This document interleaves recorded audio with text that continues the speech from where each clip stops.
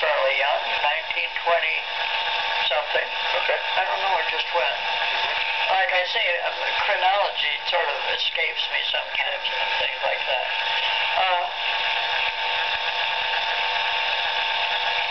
Let's see. Oh, and my father loved to pick. We had tons of grapes, and he just loved to pick grapes and pass them out to friends and people. And my mother would make, things from the grapes too. And I would help her with canning as I got a little older. And she used to say, you remind me of your cousin Esther. You look like you're doing things so slow, but you're faster than I am. Okay. She never wanted me, they never wanted me to work away from home. We had a canning factory in Galesville.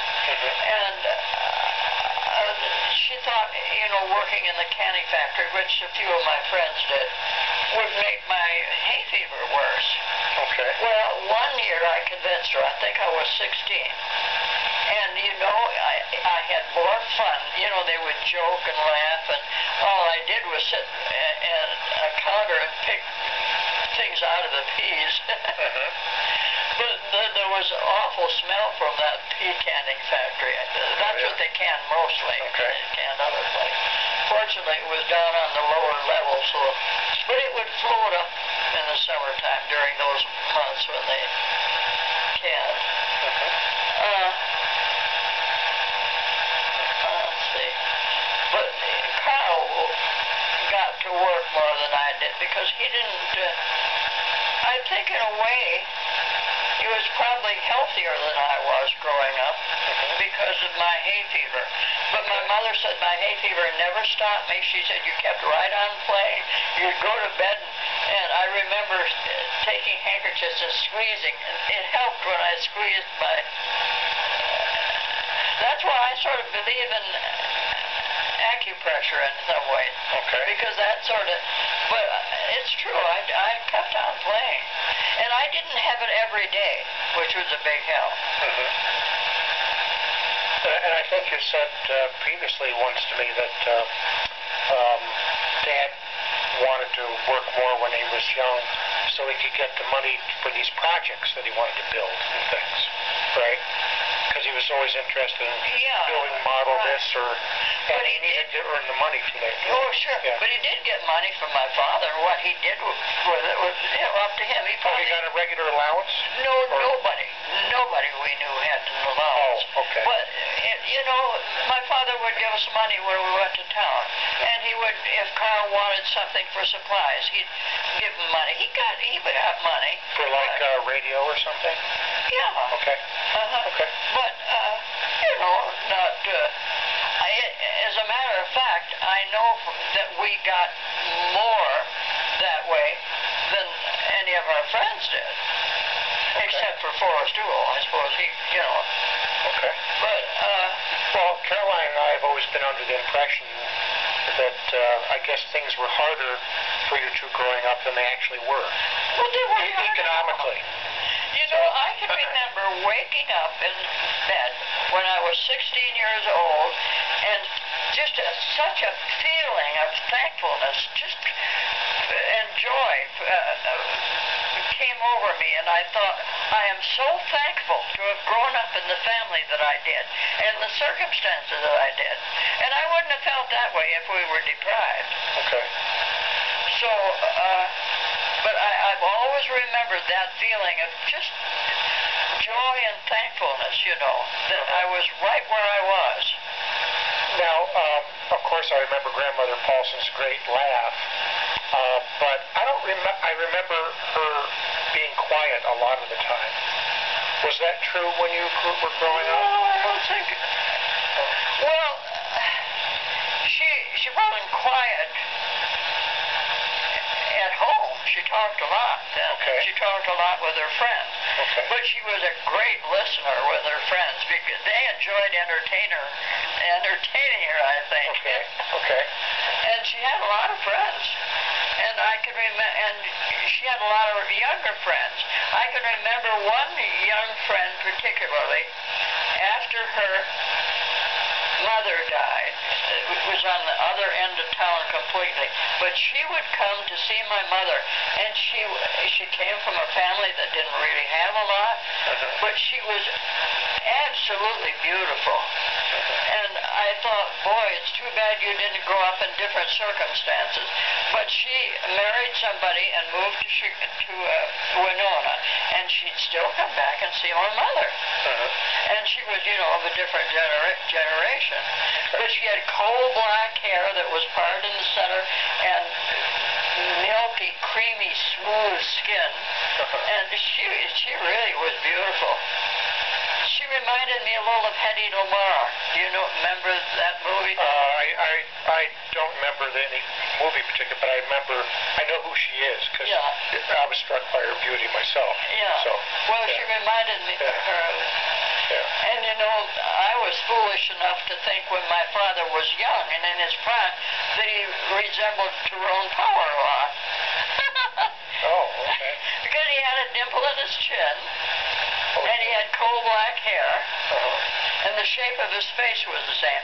But he didn't have the long eyelashes that Tyrone Power had. Okay. But there was a little resemblance, enough to make me think he looked like him. But, these are just snatches of things that I remember. Oh, yeah, that's great. And as a matter of fact, I think that Mother had as many young friends as she did older ones. One of her friends that was really funny, too, was called Polly Peterson. And she was a character, too. And, I remember once that she had one quilting party that I can remember. And there again, I hung around because they were having such a good time. And then, before we got the, this is bits and pieces. Sure. I remember before we got a vacuum cleaner that we'd take the carpets out. That's when Carl and I were kids. And beat the car. We thought that was fun. They had big wire things like this, and you'd beat all the dust and dirt out of it. And in those days, you did a big house cleaning in the spring and in the fall, always. And she'd put out different drapes and switch the furniture around and things like that.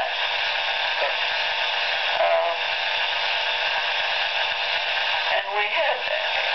After Carl started working, one thing he bought for Mother was a refrigerator. See, we had an ice box in the early days.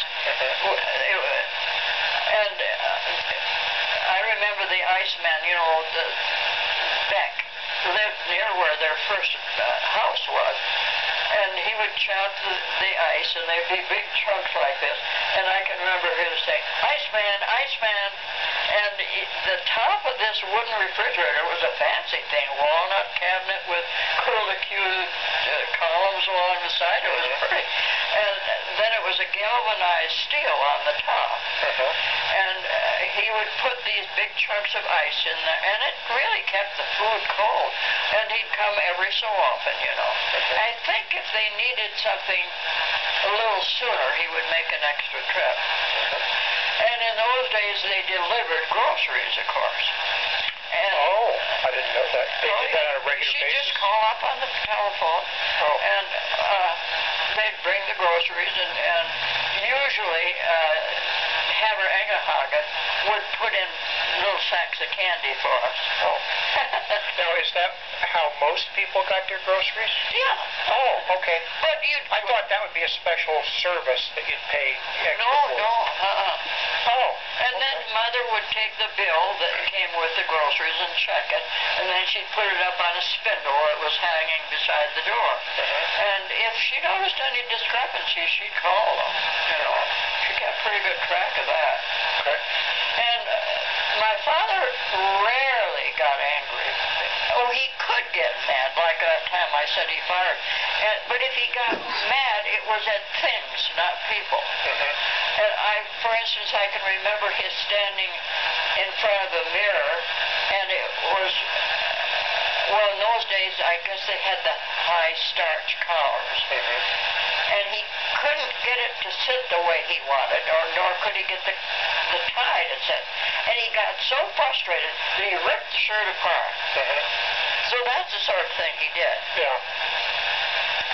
Well, once on a rare occasion, on a rare occasion, Dad would do something like that. Yeah. At the height of his frustration. Uh-huh. When he's working on the car and it would be, I knew he was about to blow, and then he would blow and he would say, "Oh, God damn it to hell." And he'd throw the hammer. Yeah. And that would be the high point, and then he would cool down after that. Yeah. Uh-huh. But it happened pretty rarely. Well, yeah. So maybe he got that from his dad. Probably, but that one didn't happen very often. No, it wouldn't happen very often with Dad. I mean, he'd get frustrated, but he wouldn't get to the point where he'd throw something. No. That's pretty rare. So. Yeah. Like I say, if he got mad, it was at things and not at people. Okay. Which was good, I thought. Yeah. Well, I might think of something more. You said Uncle Albert was closest to your mother in age. Yeah. Okay. He was the next one. And then it was Uncle Julius. Okay. And Uncle Julius always thought he was, he was on the, he must have done well because he was on the board of the Guildsville Bank.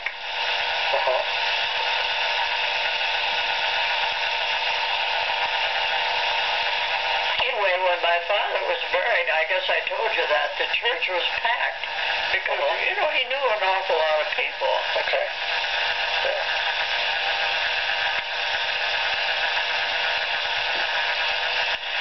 Now, as I remember my mother in later pictures, she wasn't that heavy. She was thin when I was growing up. Well, she always had wide bone structure in the hips, though. Yeah. Although her wrists were narrow like mine.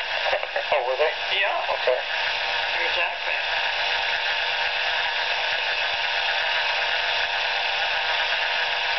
Plus, it's one of my older uncles that I never saw. I don't know who that is either. Okay. Got a huge mustache. Let's see. Yeah, put these away.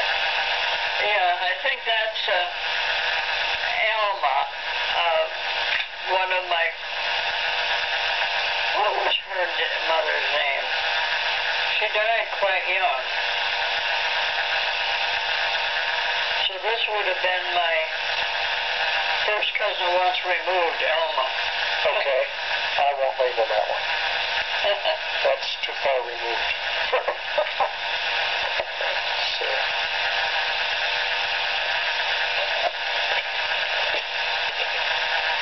Well, that's not neither Carl nor me. Okay. Oh, that's that one with the hair standing up again. Okay. I don't know that one. I wish I knew more of these, but they probably were before I paid much attention to things like that.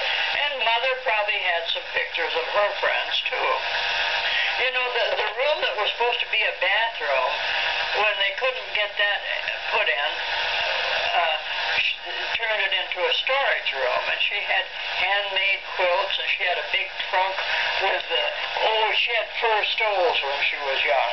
They were real fur, and they came down to here and had tails on them.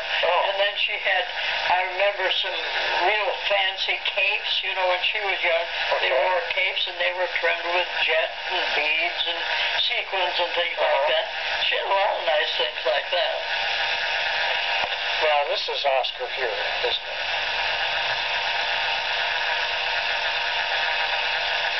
Yeah, I guess it hardly looks like him, but it must have been. So these might have been some of the cesspools that worked for them. might have been them when they were young. See, I remember them when they were older. And we've passed by separate pictures of both of these. Yeah. I'll bet they were his people that he came over with from Norway and that worked with him. That makes sense, because they're awfully young. Yeah. And I think they worked at the brickyards, too. Okay, well that explains some of the other pictures then. This doesn't look like him because of his chin looks so. Well, must have been when they first came over or something. See, his chin isn't that way there. And his face is filled out a little more. I'll bet this was early. There's no date on here, is there? No. Well, that makes sense to me. Okay. But since he has so many pictures of those people. We're pretty sure that's Oscar. Yeah, okay. It must be. That does make sense. He came over with these guys probably. Yeah. So their names were John and, what was the other one? Edon. E-D-O-N. Successful. And they sure stayed loyal to him. Well, he treated his people real good, and he should have had more of a difference between what he earned and what they earned, because, like they said once to me, well, they said your father had to have all the equipment, and he had to pay for the mixer and the cars to haul them and all that sort of thing. So they said, in a way, we maybe made out better than he did because he had more expenses. So they worked together for many years. Oh, yeah.